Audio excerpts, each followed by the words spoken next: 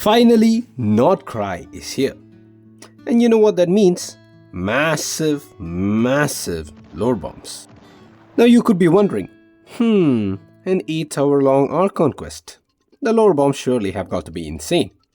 Yes, but not as insane as something else. By now we are all familiar with this trope of in-game items carrying more lore than actual quests, and that's been proven right yet again. And this time in Not Cry, that lore-heavy in-game item is a book, The Hymns of the Far North. And let me tell you why this is probably the most insane book I've seen so far. Because it's got info on the Heavenly Principles, the Shades, the Descenders, the Moon Maiden, and even the TSARITSA. So watch till the end of the video and you will get answers to the long-asked question of why the TSARITSA is rebelling against the Heavenly Principles, as well as the long-speculated identity of the third Descender. Alright, so this book has got 3 volumes. Volume 1 contains 5 prayer songs, Volume 2 with 3, and Volume 3 which has 2 prayer songs. Each prayer song contains rituals which were practiced by the Frost Moon Scions and have been passed down the generations. Also, before we get into the first volume, most of these names are of Finnish origin and are very difficult to pronounce, so I apologize if I read them out wrong. So volume 1 of Hymns of the Far North contains 5 prayer songs, one each for the Heavenly Principles and its 4 shades. Prayer song number 1 describes a peculiar ritual carried out to appease the Heavenly Principles, who is mentioned as Pitkamoonen, Lord of the 7 Calamities. If you read the prayer song, it is notable that the Heavenly Principles is described as Supreme Lord of the Sky, one who is merciless and indomitable, Father of all and Mother of the Gods, Capricious Winged One, and God of Gender Unknowable. This confirms the fact that this prayer song is for the Heavenly Principles or Fanes, whom as we know is described to be androgynous and has been called the Winged One in various in-game scriptures. Also, as per the Frost Moon Scions, they have named the Heavenly Principles as Pitkamoonen, Lord of the 7 Calamities, and talks about how the Heavenly Principles shattered the old order of this world, offered shelter to the mortals, and defeated the dragons. Now, the name Pitkamoonen as such doesn't mean anything in Finnish, but Pitka alone means long or tall or even long time, and nen is a common suffix in Finnish, like for example, stone in Finnish is kivi, whereas made of stone is kivinen. So Pitkamoonen could be Pitka plus moon plus nen, or long time plus moon plus nen. I'm gonna go out on a limb here and rewrite long time as eternal, which could make Pitkamoonen Eternal Moon Nen, or made of eternal moon. I mean, my teeny tiny knowledge on Finnish, which I recently acquired from the internet, could be wrong, but the term made of eternal moon is suspicious, especially when there is an eternal moon in Genshin which is now shattered, making things even more suspicious. Maybe the Heavenly Principles took the power of the eternal moon, or maybe the Heavenly Principles is the eternal moon. Okay, never mind, that's too much. Anyways, coming to prayer songs 2, 3, 4 and 5, these are attributed to the Shades, who have their own weird rituals. But the most important lore are the names. Nabirius, the Shade of Life, is described as Martaraka, Mother of Life. Martaraka comes from Sami shamanic mythology and is a goddess associated with fertility and childbirth. Runova, on the other hand, the Shade of Death, is described as Tuonetar, Mother of the Underworld, just like the Finnish goddess Tuonetar, who's ruler over the realm of the dead. Istaroth, the Shade of Time, is described as Lymelia, Mother of Time. Lymelia is said to be the first known name of Laima, who is the Lithuanian goddess of fate and fortune. And as far as Asmodei, the Shade of Void, is concerned, her prayer song is Missing. Now, while the rituals and names might not be that important, the fact that Asmodei's prayer song is missing alongside her disappearance in the meeting with the 4 Shades could imply that she herself is maybe trying to erase traces of her existence. This could also have something to do with the fact that she has a new master. Maybe she removed evidence pertaining to her existence using the power of space and is now eavesdropping for her new master. Coming to Volume 2, where we have prayer songs 6, 11 and 16, these prayer songs are for some of the most important characters ever in Genshin Impact. Starting with prayer song 6, which is addressed to Takoja in Icunian, the primeval blacksmith, who is described as great father of Genesis, forger of the earth's bones, and the tripled moons.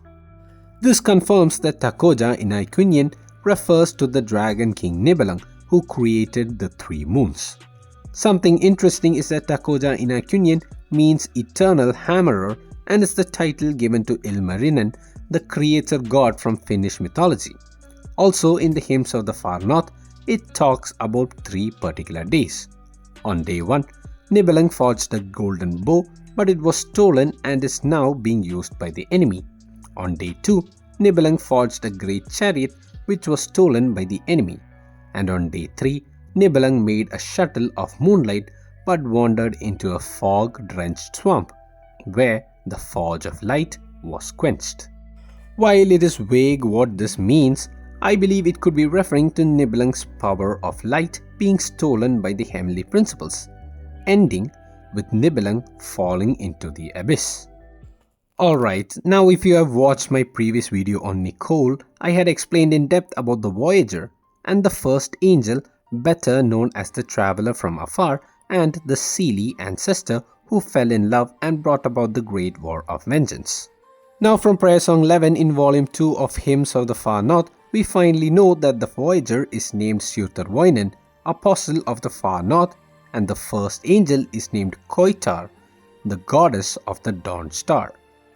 Like, wow, this book is just dropping lore bombs left and right. Both these names do not give us much info on how the Voyager and the first angel now tie into Genshin's story.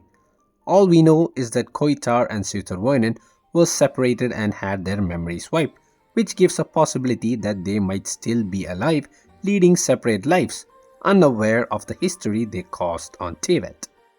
And now for the most epic lore bomb, something we have been waiting for a very long time. Prayer Song 16 of Volume 2 is addressed to Saralainen, the stranger of Winter's Day. This prayer song talks about Saralainen, a cheerful, fair, kind-hearted lad who rode across the forsaken Isle of Hisi and the dark mist-shrouded lands of Pohjola to court the daughter of Pakaisuko. Pakaisuko agreed to give his daughter's hand in exchange for Saralainen opening the gates of Pohjola for him. Saralainen, despite knowing that this was a trap, went forth with it because he believed Pakaisuko would punish his daughter if he refused. And now get this, after opening the gates of Pohjola, Saralainen got carved into 7 pieces by the Lord of the 7 Calamities. Some person getting turned into 7 pieces by the Lord of the 7 Calamities, who we just learned is the primordial one or the heavenly principles, only reminds us of a single person, the third descender.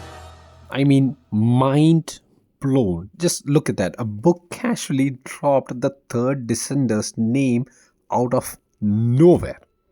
So what we have understood is that Saralainen is somebody who came to court the daughter of a person called Pakaisuko, but Pakaisuko ordered him to open the gates of Pohjola, and by doing so, the primordial one punished him by turning his body into 7 pieces, which is most probably the 7 Gnosis. But then you might be wondering who Pakaisuko actually is and who is his daughter, and also what's wrong in opening the gates of Pohjola. Well, it is believed that Hymns of the Far North is inspired from the Finnish epic Kalevala, where Pohjola is described as a dark and evil place. Also, given the fact that Saralainen was punished for simply opening the gates to Pohjola, it only means that Pohjola is probably referring to the abyss. Now what's even more interesting is that Pakaisuko in Finnish translates to Father Frost, who is actually the Santa Claus counterpart in Russian mythology who delivers gifts to children during Christmas. Now, although there couldn't be a Santa Claus within Genshin Impact, a Russian figure related to frost and ice brings us to Snezhnaya, And a particular character who fits the description could be the TSARITSA, who is considered to be the first Cryo Archon. What makes the TSARITSA or the first Cryo Archon an even more perfect fit for Pakaisuko is the fact that he was the one who indirectly caused the creation of the 7 Gnosis by making Saarinen, the third descender, open the gates to Pohjola, or the Abyss. Now if you remember, in one of Neuvillet's story voice lines, it was said that the heavenly principles and the one who came after was the one who helped make the Gnosis out of the body of the third descender. Back then I'm pretty sure we all used to think that the one who came after could be referring to the second descender, but since now it is possible that the second descender could actually be Sutarvoinen or the Voyager, it doesn't make sense for the primordial one to collaborate with the Voyager to create Gnosis out of the body of the third descender.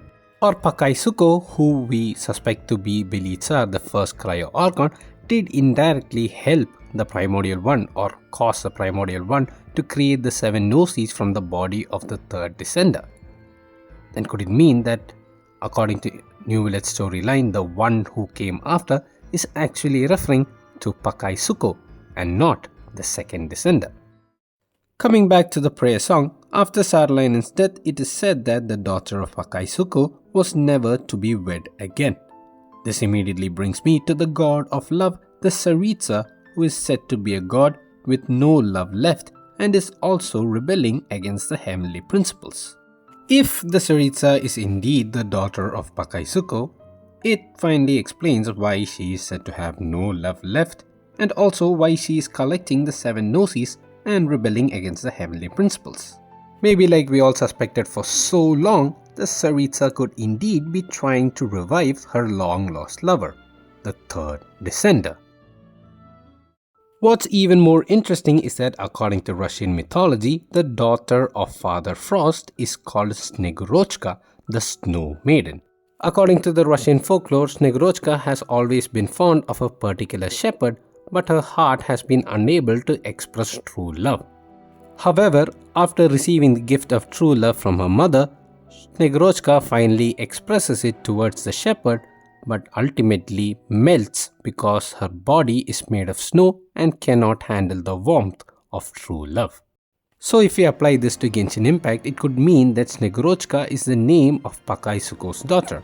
And like we suspected, if Pakaisuko is indeed the first Cryo Archon or the TSARITSA, then it could mean that Snegurochka is the current Cryo Archon, the TSARITSA.